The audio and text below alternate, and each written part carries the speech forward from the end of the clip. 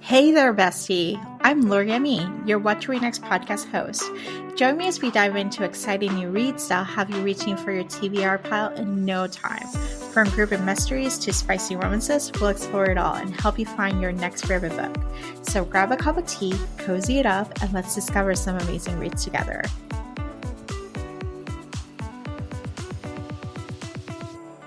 Hi, Sarah. Welcome to What to Read Next podcast. Hi, thanks for having me. So happy to have you here. Tell us a little bit about yourself. I am a mom and a wife and a reader, and I managed a subscription box and boutique as my full-time job. And that's about it. I work in the book world now. I love this. So what was the transition like to work in the book world? Because you were a content creator and then you also were working full-time and being a mom and doing all the things. And so transitioning now to doing the book world, like what was that like? Yeah, so I worked in tech for about 20 years at the same company that my husband works for. And Bookstagram has always been my hobby.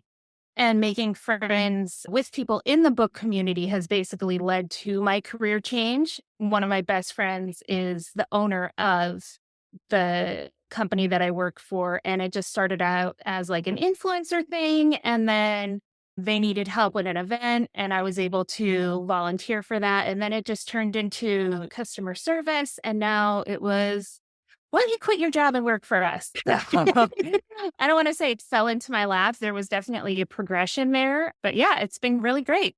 Yeah, I think sometimes when we do career changes, there's different ways to approach it. One is you can try it out, send your resume and talk about it. But a lot of times it's networking, like talking to people, like doing sometimes free labor or low cost labor to get to know the person, prove yourself right.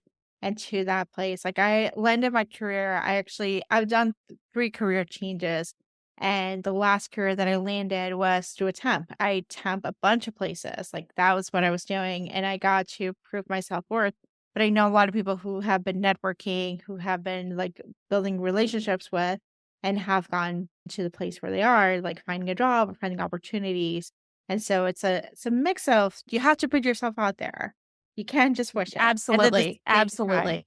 If it's something you want, you definitely need to put yourself out there and network, and someone will take notice. Yeah. For sure. Yeah, and it's not just networking, it's relationship building. It's like making friends Definitely. and just giving it's an even exchange, just showing up and do what you need, how you can support the other person, how they can support you. It's like this opportunity. So it's definitely it's a fun thing. Like I actually can say like I've been involved in the book world for 7 years and it's been a lot of it's relationship building. It's not just like I need to have this book or I need to have this opportunity. Right. It's been like it's getting sliding in someone's DMs and talking to that person and reaching out and being a nice human being actually helps you. Yeah. Definitely. Definitely. Responding to people. And it's so funny, I think, with so many of us in whatever niche we're in, if it's Bookstagram or people that have hobbies and things like that on Instagram, so many people just make great friends that way. Yeah. We're in such a different time that so many of our best friends live on our phones, basically. Yeah. And we don't necessarily know them in real life, but we can confide in them. And the relationship building is a huge factor. Absolutely. Yeah. So I love this. Thank you for sharing some of your tips and congratulations on career pivoting. Thank you. And talk to us about Orange Theory because you've been like an Orange Theory aficionado. Like you have had a great transformation, but that's not even the point. The point is that you have committed yourself to showing up for yourself and showing up Yeah. for your health and like doing Orange Theory as something that you do because I've seen you travel and I've seen you go into Orange Theory, which actually do if you have a membership, they allow you to go to different franchises, which is like a pretty cool thing about Yes. Theory that Yes. other studios don't have. Yeah. So I always growing up, I was always active in sports, health, or my priorities shifted once I became a mom. And then I think once I turned 40, I was like, I need to prioritize myself. I Yeah. need to make sure I am here for the long run.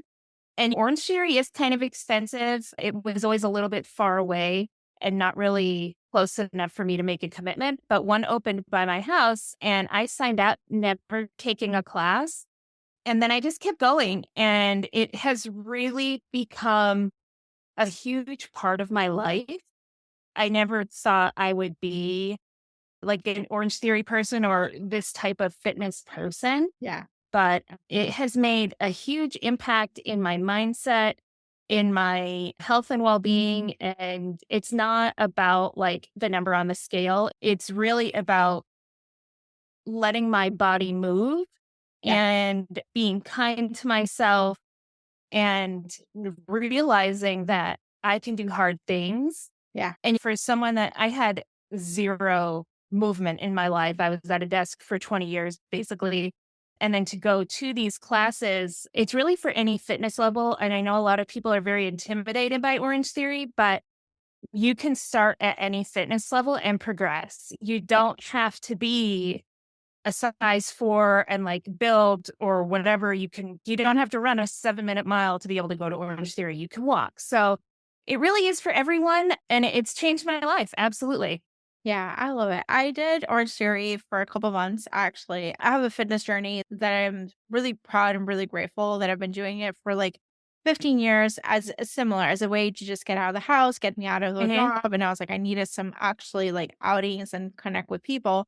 And then it found my way. And for me, it's the bar and yoga, but like bar has been like the one constant that I do. Before that, I was like, I moved to a new place and I didn't do the research of like finding the bar studio, and I was like, "Well, there's an Orange Theory," so I took it, and I lost my walking stamina. I lived in New York Mm, for a long time, so I was walking most of the time, like 3 to 5 miles a day, and, like, yeah. I moved to Florida, I walk, like, a block, you know? Oh, absolutely. You drive everywhere here. Yeah, so that was helped me to just build a walking stamina. I was like, I'm not a runner. I have like Hmm. light stuff, but it was really nice to know like I can just like walk and get a really good workout.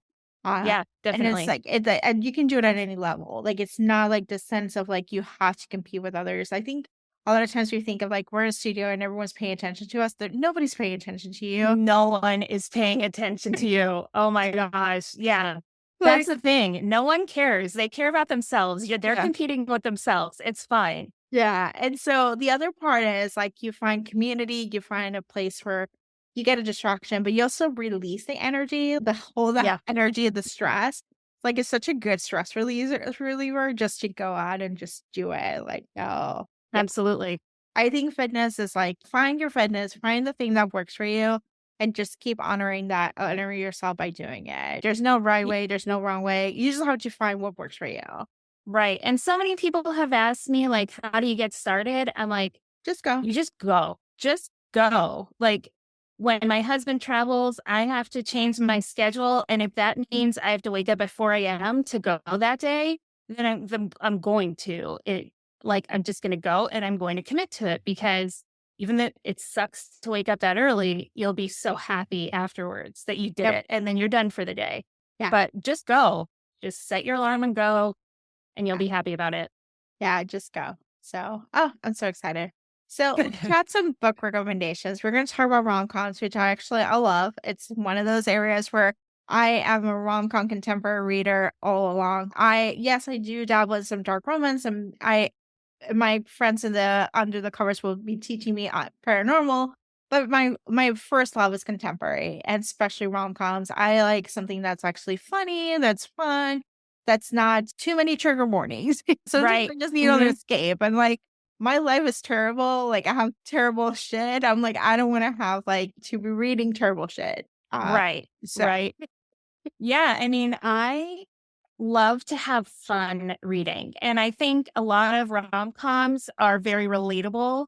yeah, It's not always a billionaire or whatever. You can find a lot of relatable things in a rom-com and they just make me happy. Like, why not laugh and smile when you're reading? Not everyone wants to cry. I think I might cry in the book I'm reading right now, but I mean, why not have fun? And it doesn't have to be like slapstick or anything. Like you think Abby Jimenez, I think she's rom com, but she's got a lot of sensitive topics in her book as well. And there's a really great balance there. Yeah. So I read some of your book recommendations, kind of insight what you're Mhm. recommending. So I'm very excited because these books are great books to read, recommend, and they're available.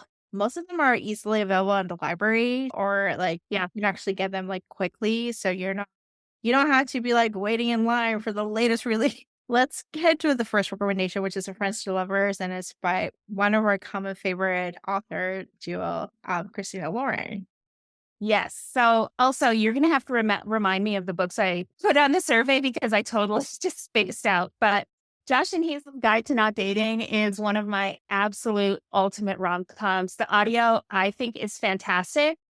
They knew each other from college. He was her TA, and she's just pure chaos. Just stuff that happens to them. And I can just hear Josh's narration about like when she makes a peanut butter and jelly sandwich for them and things like that. It's just so fun and how they come back to being friends and then accidental roommates and they're trying to find dates for each other through the whole thing. And it's wait a second, maybe I do love this person. Maybe I do love my best friend. And I love friends to lovers too. I just think, I don't know, I just love the whole organic moving of friends and then figuring out that they do actually love each other and not necessarily have time for the other person.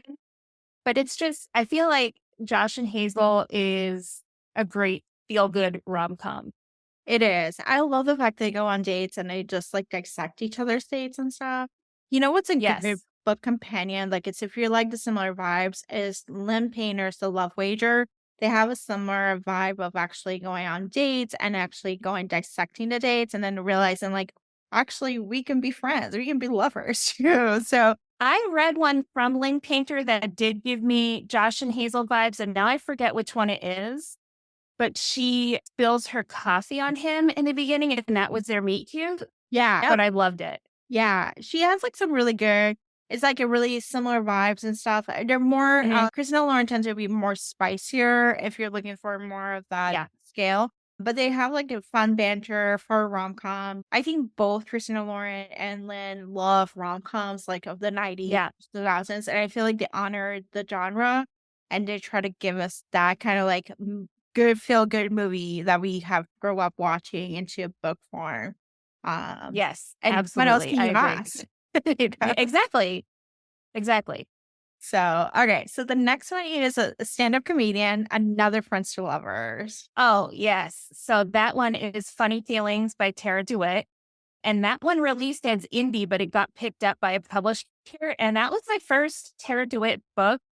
And I've heard about it, I've seen it on Bookstagram, and then someone said something about the heroine being chaotic and like sign me up because I just love not necessarily messy rom-coms, but I love someone that's just their life is just wild and they find themselves in these crazy situations. And at one point in this book, the heroine is laying out by her pool in her apartment building or at her apartment building.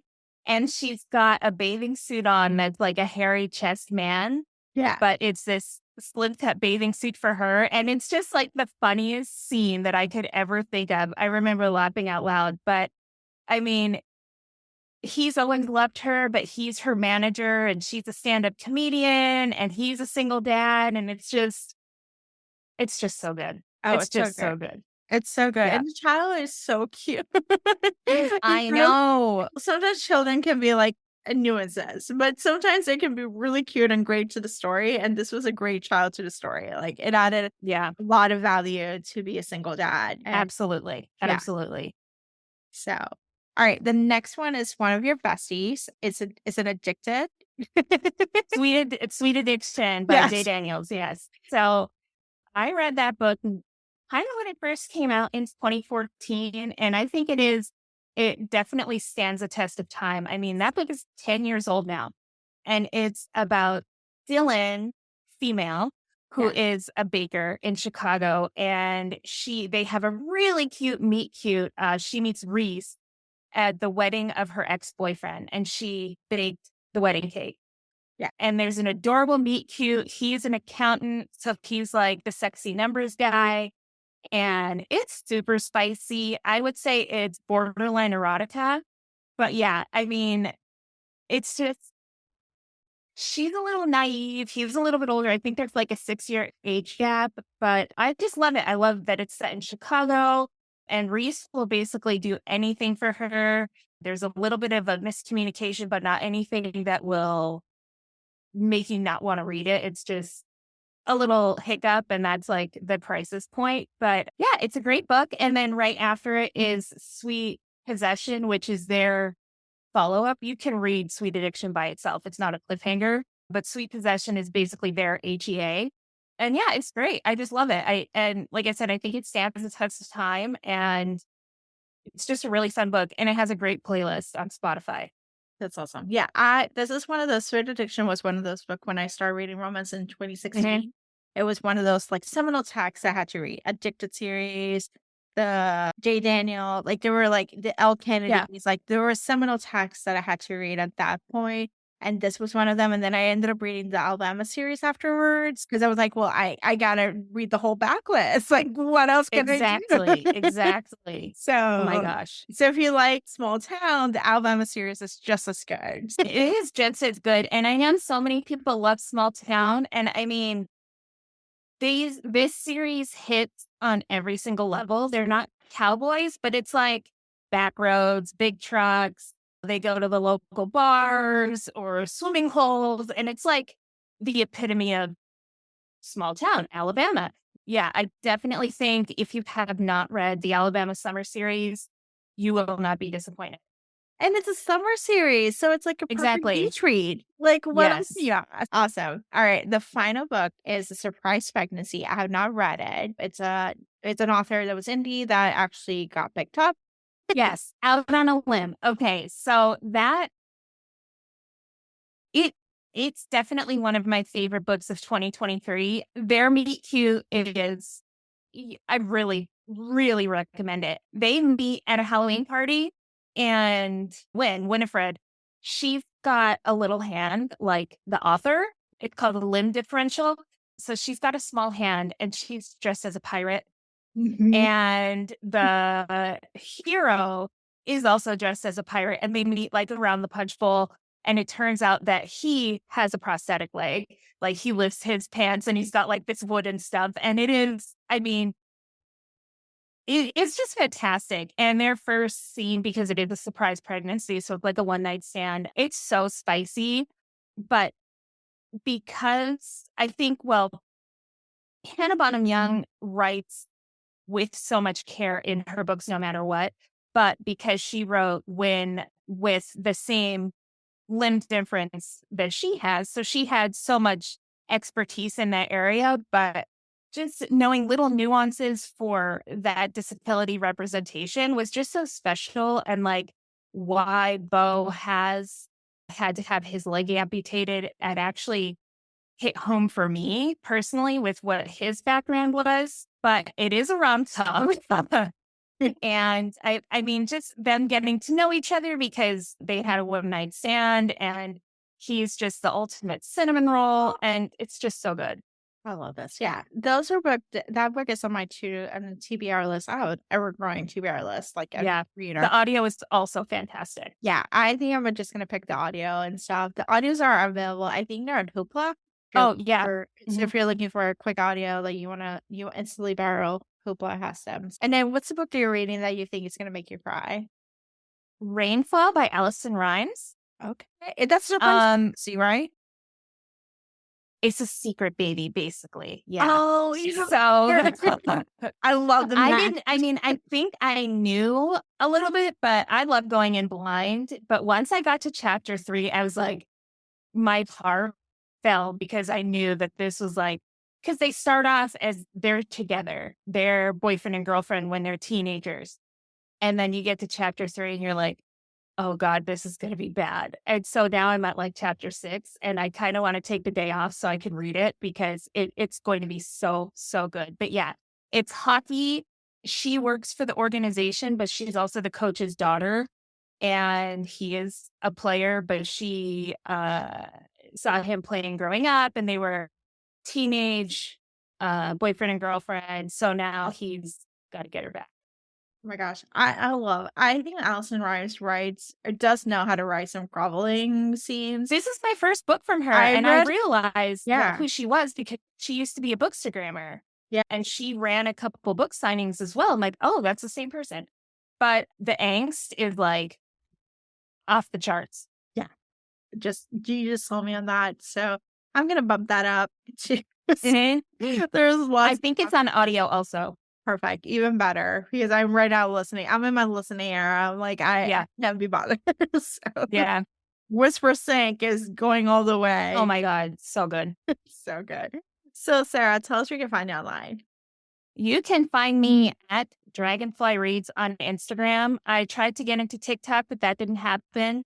So yeah, I'm always on Instagram, Dragonfly Reads. I love to chat in my DMs. And yeah, that's it. It's a lot of fun over there. Awesome. Thank you, Sarah, for being on the show. Thank you. Thanks for joining me on this episode of the What to Read Next podcast. If you enjoy our bookish conversations and want more recommendations, don't forget to subscribe so you never miss an episode. Also, head on over to the What to Read Next blog for a list of books mentioned in today's show. Happy reading!